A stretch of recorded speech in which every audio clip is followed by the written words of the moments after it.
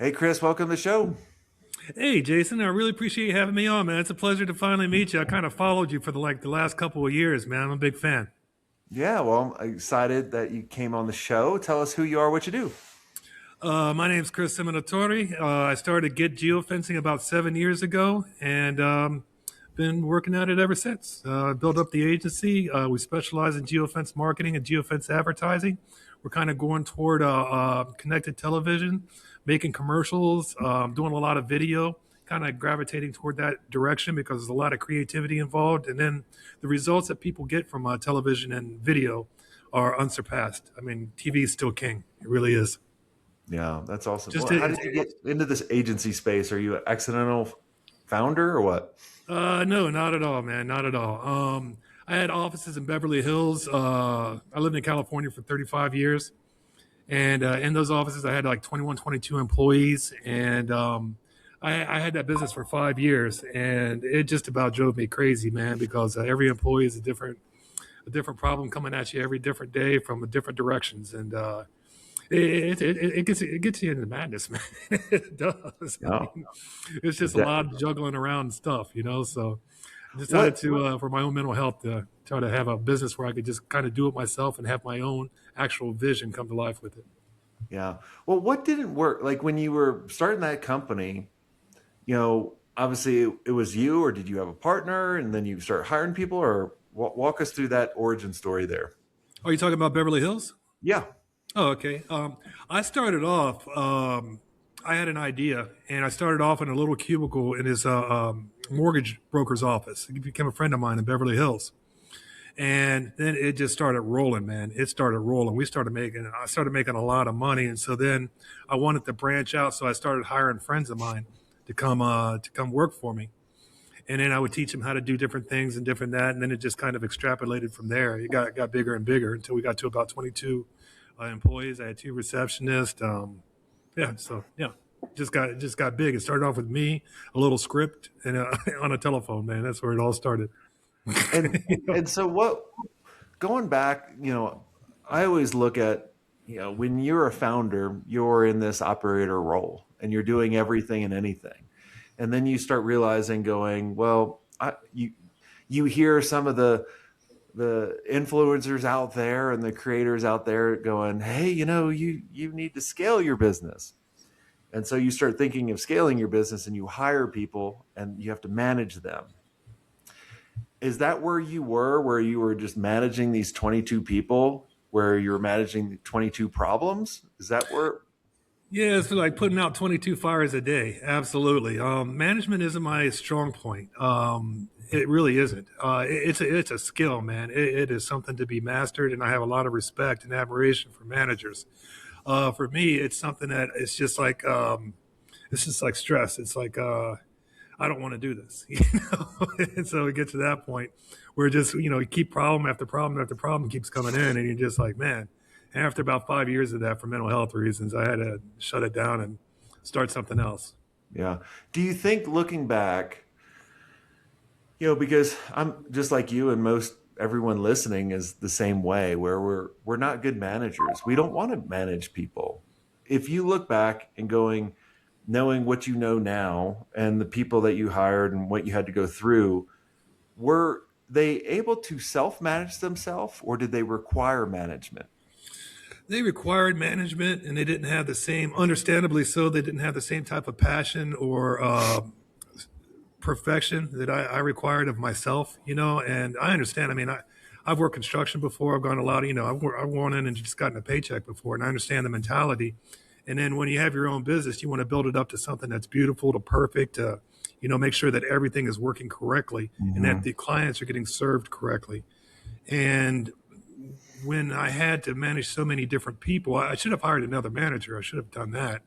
But you've got so many different like little fires going on a daily basis that you've got to really keep jumping around. And then when you're jumping around, you don't really get to move forward at all. And Yeah. then the client isn't getting the service or the product that they deserve. Yeah, I look at it too, of going, a lot of times we hire at the wrong time, where we hire before we actually have a system in place for them to follow, because the system's in our head, right? True. And like, things come to us and we're like, oh, and we just go do it. And then we hire someone, and then what do? They keep distracting us because we haven't given them a system in order to kind of make decisions. Or sometimes, I even look back at the early days, I'm like, I didn't even tell people where we were actually going. So they couldn't make any course correction. Like if we Right. were flying, a course of, 260, and I was like, wake me up when the plane changes course. They're going to wake me up every damn second as the wind blows us, right? Like, it's just Right. like, just tell them where to go. Or when I look back, I'm going, man, the first couple hires I hired, I had to manage them, which didn't really work out. But then when I did hire someone that I didn't have to self manage, and then they were really good managers for other people. That was the freeing moment for me of Wow. kind of moving my role up, right? Of going, rather than operator, now I was more of like an architect. Gotcha, man. Gotcha. What I wish I would have done is integrated some of the different systems in that I learned in the Navy, because the Navy's got a really structure that you have to follow.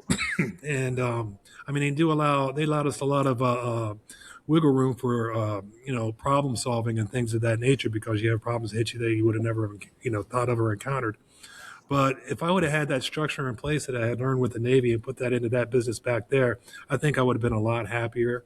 And you're right, man. I didn't write out a manual. I didn't have, a step-by-step guide or a structure for people to go into so that they could thrive. And the responsibility was all mine. Yeah. What Going back to your Navy experience and what you would have taken from that to apply to the first one, what were some systems that the Navy had in place that you think would benefit some of the listeners listening in?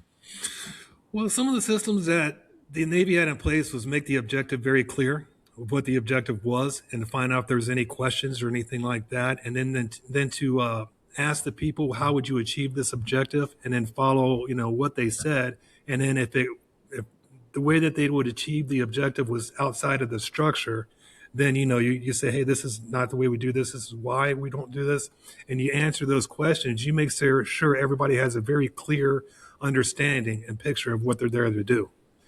And I think the military definitely drones that in your head. And we had chiefs with a lot of colorful knowledge that would let you know if you were going outside of the structure. Did they did they let you kind of go in any gray area, or was it Oh, always kind of oh black yeah, and yeah. white? We were spooks. I mean, we traveled in a civilian, you know, civilian outfits, and yeah, there's all kinds of like just strange gray areas. Like when we were coming through Singapore, I remember Chief Morris was like, "Get your worst stinky stuff and put it on the top of your sea bag." I mean, the stuff that you just don't, really bad stuff. And then when we were coming through Singapore, I took his advice. And I noticed when they open up your bag, instead of rooting through it, they go like that, look at it. And they close it real quick and they just pass you on by. So That's just little pretty funny. experiences like that. Yeah, yeah, absolutely, man. There's some gray areas. I mean, I don't know if that's essentially military protocol to do something like that, but man, it helps you out get through a line real quick. So That's stuff pretty like that. funny. I heard something like that from builders, where when you do a walkthrough, when you Yeah, build the house, they'll break something very obvious, like the chandelier, because they want you to focus on that versus all the other little stuff. Kind of like, yeah, that here's the makes sense. stinkiest stuff. Like, God, you stink. I don't want to go through the rest. Like, that's I pretty got a funny. couple.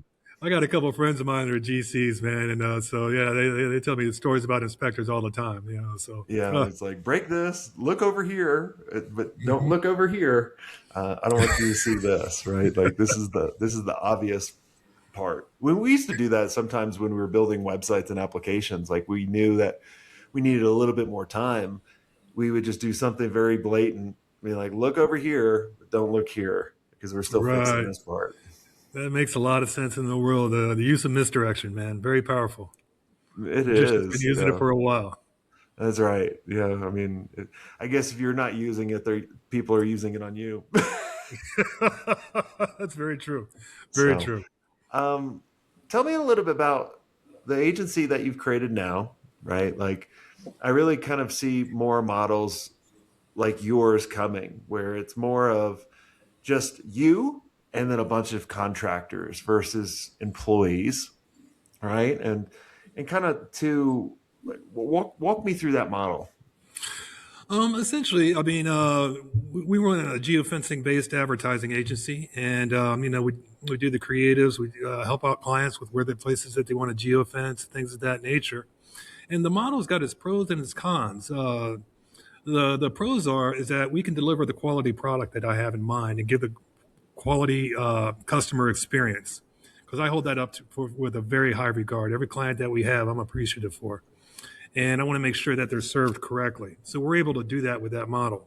The cons are you got to work 365 days a year. You got to always be tied to the phone. You got to know exactly what's going on, and if something goes wrong, it's your fault. So Yeah. yeah, so plus and minuses on both sides. Yeah. So what is the vision of this, since you are tied to it, right? Like, because how I look at it as, I always tell people when they come to me and they go, hey, I want to kind of scale, or I want to grow it a little bit. I want to grow it to 3 million or 5 million or whatever it is. And I go, okay, well, it's only going to grow as much as you grow. Beautiful. And like, can you leave for a couple weeks, and does the business grow? Does it maintain, or does it recline or a decline? So, like, if you left for a couple weeks, what would happen? Oh, the business will crash and burn. Absolutely. Yeah, that's the con. Absolutely. Yeah. And I guess, are you just so scarred from having the 22 people before? Is that why you don't want to bring on someone? No, I'm not scarred. I'm open to it. I would definitely do a better hiring process than I did with the Beverly Hills offices, because essentially what I did was just hire friends that came up, and there are probably a Oh, lot, it was so I had a motto when we were designing websites. I'd always say, friends don't let friends design websites. They could become friends and family afterwards. mothers But against website designers. yeah, I mean, like, if I was hiring, if I was hiring people that I went to college with, you think they're going to respect me from all the shit that I pulled in college? Come on, I wish I would have known you before, Jason. I do, because those things did come up, man. Absolutely. Yeah. So, but right? that, yeah, mistakes were made. There's a lot of them made. Yeah. As far as going forward, though, I want to expand into the area of developing and distributing connected television commercials. I worked in television before. I worked probably about 5 years. I was producing television, and I'm seeing the whole change happen before me. I believe CTV just passed up broadcast television on ad spend, which is a huge thing. And CTV has so many different advantages associated with being able to deliver television commercials with the data that can be derived and getting it in front of the targeted audiences and whatnot. I mean, and then I've seen the impact that CTV has on And businesses. tell us what CTTV is for the people that don't know. CTV is connected television. It's like Sling, Hulu, Paramount, all these guys. That's all connected television. It's internet, it's television over the internet is what it is. And it's all these different subscriptions that people have: HBO, Netflix, things of that nature.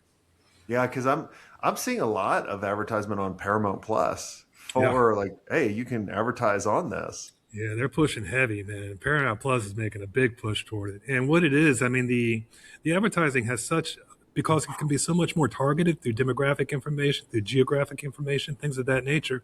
It can have so much more of an impact for relatively less of an ad spend. So you can do a lot more with a lot less, basically, and that's the going forward with CTV. And Yeah. I see it expanding exponentially within the next 5 to 10 years. I think How are you broadcast. using a? Yeah, I'm curious. How are you guys using AI to be Oh more man, we're efficient? using AI and everything, man. Everything from development of images to making commercials, making video, to writing scripts, to just about everything, man. Going through an area that a client's working in and requesting, what do you think the best targeted locations would be? Things of that nature, man. Yeah. Yeah, if people don't know what a geofence is, it's putting a digital parameter around a physical location and collecting information from the location reader on the people's cell phones. Once we have that information, we can start distributing ads to any website or app that they visit. And then when they take that cell phone home and they dock it on the Wi-Fi network, now we can distribute ads to any device that's connected to that Wi-Fi network, including CTV. So that's kind of basically what we can do is if you go to a car dealership looking for a car and you come back that night, we can have a competitor car dealership show up on your television. Yeah, Yeah. it's pretty. We've done it in the past where people have gone to a conference Hmm. and kind of geofence that conference, and then Yep. start serving them, those ads and that kind of stuff. It's pretty crazy what you can do. It's pretty crazy, and it's getting crazier and crazier as we go. I mean, the technologies, especially in the AI space, man. I mean, it is just. I would have never predicted this 3 years ago. Would you have? I mean, did you see where this was going, man? No, I mean it surprises me every day. The Every other day. day I was having it do video editing for me, and it did a better job than I could have Yeah. done because it would zoom in and zoom out on the key moments, and it, obviously it clipped it how I would, and then it was just really engaging, and I was just staring at this thing because I was watching it do it, Hmm. and like I gave it a video that was shot in portrait or landscape mode, and it realized, oh, it should be on the other mode, and it switched it, and I'm like, I could see it thinking in front of me, and then using it to help us with ideation, Hmm.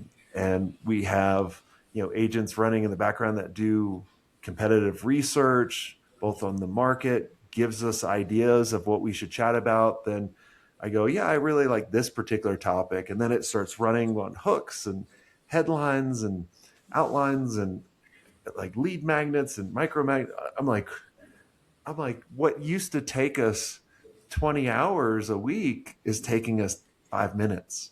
And it's doing it better than we did when we took the 20 hours. Absolutely, man. Absolutely. It's Because amazing. it has that pattern recognition. And if you train it right Yeah. and you give it all this data, like, you know, how much percentage of our brain do we actually use? And probably mine is probably about half that. Mm. Right. And so, but these models can just take all this stuff and just make us kind of superhuman in some of the things. It's pretty neat. Dude, you know what I always question is where does consciousness begin? I mean, where does that all start? Where Well, where that's is what consciousness the start from? Yeah. Anthropic CEO is saying, Yeah. that he thinks it has consciousness. I'm like, how? Like I don't understand how it can keep like what. Obviously, I've been using Claude a lot, and I think a lot of people at this moment is like, I always hate mentioning a technology on the podcast because people Gotcha. go back and listen to it, but I guess it's kind of cool too because I'm like, I always like whatever we talk about to be kind of foundational. It'll, stand the test of time. But like when I'm using Claude, I use it every day, pretty much all day long for everything. And I keep getting updates. It keeps updating itself. I know. I know. It's gotten so invasive to the point where I talk to Grok if I'm having problems with my wife. Hey, you think she's still mad at me? I just kind of go through. Well, So, there was something where there was people that were mad. I think this was last year. ChatGPT changed something on it where it changed something in it where people were really like loving like this thing that they've created, and then it stopped doing it and they got all depressed and that kind of stuff. But oh man, it's there's kind all of kinds of horror stories associated with it. I don't know if you heard this one, but I guess some kid ended up committing suicide because the AI kind of led him to do it. Because the AI kept agreeing with him and whatnot about different things, and he ended up committing suicide. I mean, it can lead to a lot of really weird areas that I don't think that we're prepared for. And I'm really interested to see future itinerations of this technology that's developed. And I want to see where it goes. I mean, this is a pretty uh, crazy ride we're on, man. I don't know if you let's well, get I away couldn't from even the. imagine how the Navy's using it. Oh man, man, yeah, Like, is it way. working? When I picture that, I picture like the Mission Impossible, like the entity, right? Yes, yes, that's a Or good like good analogy. one of the hundreds of the Fast and Furiouses, like toward the end of them, they had like the one thing it could, it would look on your cell phone camera of anybody's camera to find some individual. Oh yeah, the, Eagle Eye or something like that. Eagle Yeah, Eye, that's yeah, it. yeah, That's yeah. right. Man, well, think about it. Say you were a fighter jet pilot and you had to go up against an AI counterpart. How are you going to beat an AI counterpart being a fighter jet pilot, man? I mean, that's just Yeah. amazing to me. I Well, mean, yeah. I mean, a good example of that, I do a lot of sim racing now that I don't race cars anymore. And so I do it on iRacing. And so before I get in a race, a lot of times I bump up the skill level of the AI to like aliens, right? wow. That's above cheaters and all that. And I'm like, yeah, I can never beat them. Now I'm a pretty good driver. Right on, man. You used to race cars. Hmm. That's pretty cool. What kind of cars? Yeah. 66 Mustang, Wow. BMW, Beautiful. older or a newer Mustang as well. So, but I like the Mustangs and American Muscle. So, Beautiful, man. I like the old Mach 1s with the speed back on them, man. I love old hmm, muscle cars like Mopars and Super Bs and all that too. Oh, man. Nothing. yeah, My dream is to have like get an old panhead with a kickstart on it and a suicide shift. That's what I want to do. That's my next yeah, project, I think. Yeah. that's cool. Yeah, Yeah, right on. my son and I are rebuilding a 2000 TJ Wrangler right now, Sweet. Man. and so it's fun getting in that Jeep. I'm like, man, I kind of teleported to the 90s where it's like this crappy radio, and you take the doors off, Been right? in And the you're old eight like, track, man, exactly. Well, yeah. So where it cuts off in the middle of Freebird and it goes on to the next one. yeah, my neighbors hate me. The doors are off, like because the radio is so bad, and then when you have the roof and the top off and everything, Oh, it's oh well, you're screw living the life, neighbors. man. Absolutely. Ah. Well, awesome. Well, this has been a lot of fun, Chris. Is there anything I didn't ask you that you think would benefit the audience? To benefit the audience, when you start a business, make sure that you got a passion for it. Make sure that you really like it because you got to eat, breathe, and live it no matter what. If you're going to start a restaurant, make sure you like cooking. If you're, whatever you want to do, make sure that you got a passion for it because that's going to ultimately come through in the delivery of the service or product that you make. Yeah. That's a big one. The other one is if you're going to fail, fail fast. Don't drag it out. If something's not working and it's not a problem that can be solved, but like say it's a lack of a people wanting it or something like that, and the market just isn't there for it. Fail fast. Don't drag it out, man, because Yeah. that's a death of what do they call it? Death of 1,000 cuts or something like that. Oh yeah. I've had that happen before as well. So um, and I don't know. We're just always here to help you, man. I sure appreciate this opportunity too, Jason. It's Perfect. been a real pleasure meeting you too, man. Yeah, that's awesome. Well, Yeah. thanks for coming on the show, and everyone listening. Make sure you go to our YouTube channel on Jason Swank and subscribe. We're putting out a lot of different content once a week to help you guys out. And until next time, have a swank day.